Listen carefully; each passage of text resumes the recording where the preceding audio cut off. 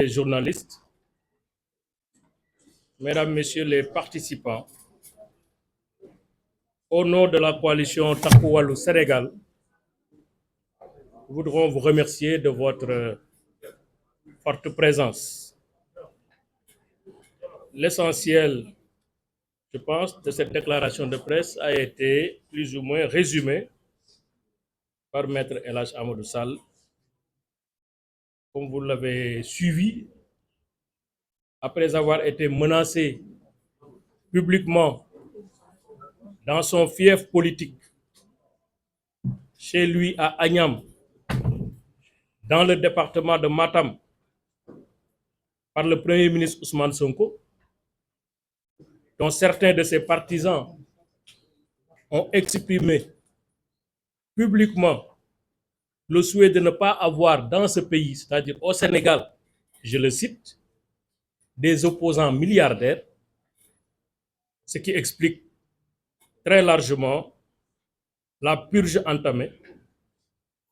Monsieur Mamadou Ngom Di Farba fait l'objet actuellement d'une demande de levée de son immunité parlementaire pour devoir faire face, semble-t-il, à une procédure judiciaire dont il ignore tout. Sur cette procédure envisagée à son encontre, celui-ci ne dispose d'aucune information préalable, ni contradictoire, ni vérifiée sur les allégations du parquet. Ça, au moins, c'est une évidence dans ce dossier.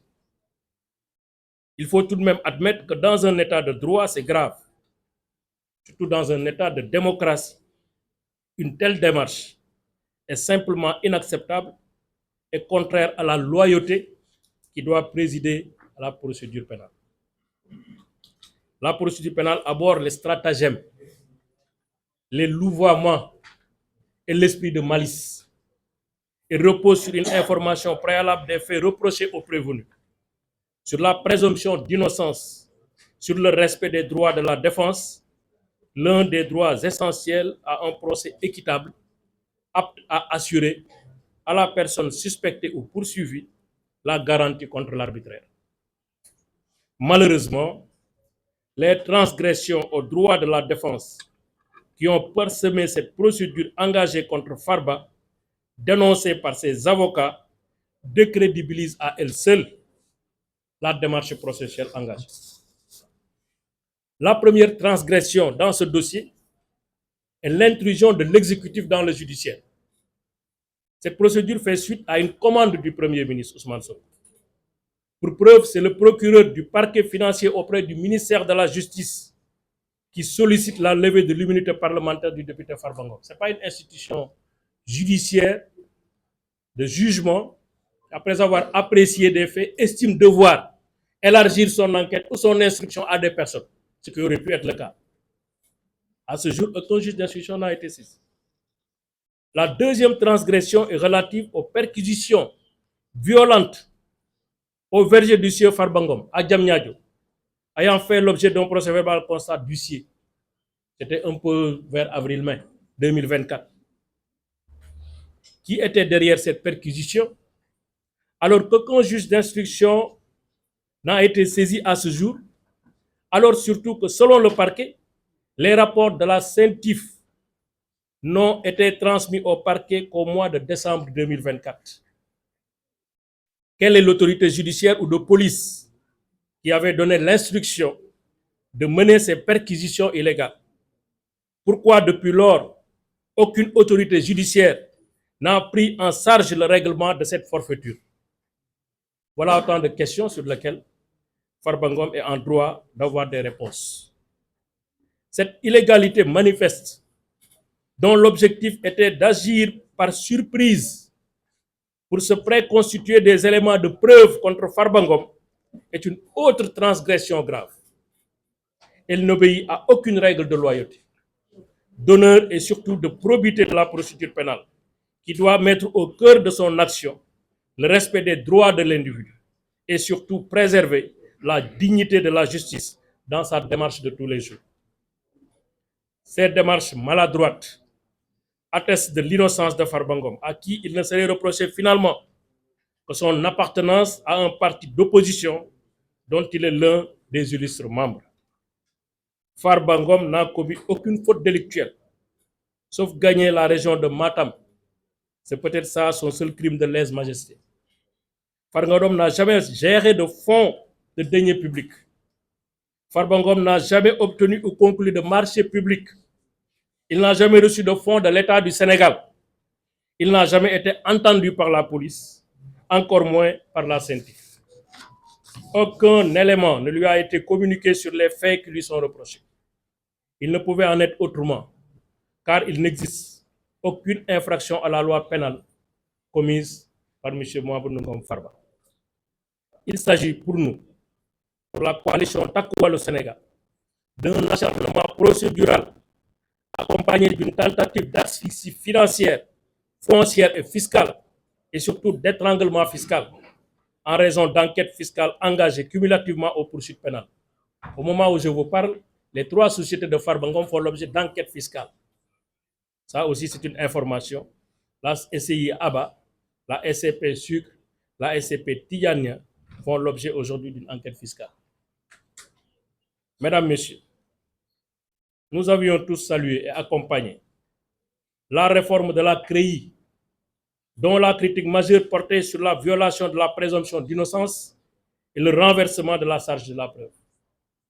La réforme du 2 août 2023, modifiant le code de procédure pénale et instituant le pôle judiciaire spécialisé dans la répression des crimes et délits économiques ou financiers, dénommé pôle judiciaire financier en abrégé PJF, est une réforme majeure de la gouvernance du président Macky Sall. Cependant, la mise en place du pôle judiciaire financier ne devrait pas être une réforme de plus. Une réforme pour rien. Une réforme à l'issue de laquelle les droits de la défense continueront à être sacrifiés aux grandes dames de la crédibilité de l'institution judiciaire. Nous devons tous essayer de préserver cette institution judiciaire en barrant la route principalement aux commandes de l'exécutif, à ses instructions vicieuses dans la procédure et en veillant au respect scrupuleux des textes en vigueur dans le culte de la dignité et de la loyauté sans lesquels il n'y a pas de système judiciaire viable. Pour cela, il nous faut mettre les procédures de reddition de comptes au-dessus des actions de règlement de compte, très loin des règlements de compte, devrais-je dire. La justice ne peut pas et ne doit pas accepter d'être une institution de règlement de compte. Nous voulons ici, dans ce pays, une justice libre, indépendante et impartiale, mais pas un instrument de vengeance déguisé en justice. Mesdames, Messieurs, au vu des observations qui précèdent, il nous semble évident que l'Assemblée nationale devrait purement et simplement rejeter la demande de levée de l'immunité parlementaire formulée par le parquet, qui n'est ni sérieuse ni sincère. L'Assemblée n'a été saisie que par une simple lettre du parquet financier. Aucun fait sérieux n'a été articulé, si ce n'est des allégations, des affirmations, des déclarations non étayées. Aucune pièce pouvant fonder la conviction de l'Assemblée nationale n'a été produite à l'appui de la demande de levée de l'immunité parlementaire de Farba Ngom. D'ailleurs, le vice-président du groupe a en attesté hier.